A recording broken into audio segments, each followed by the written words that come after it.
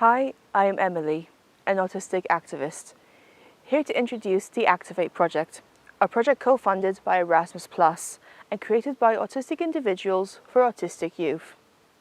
Activate stands for Autistic Community through Advocacy, Learning and Empowerment. With 6 project partners from Czech Republic, Belgium, Malta and Portugal, the project has a budget of €250,000 that will assist the partners to carry out research and various activities over a 2-year time span. The project will develop a curriculum for an autistic advocacy school, empowering autistic youths with self-advocacy skills. Activate will be hosting Train the Trainers workshops to equip youths with the tools to effectively support and empower autistic youth, preparing them to become autistic advocacy school facilitators.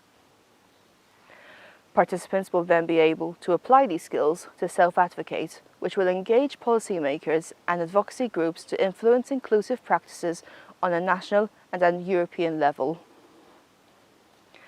The project will conclude with a final conference in Malta in 2026 and a digital advocacy campaign.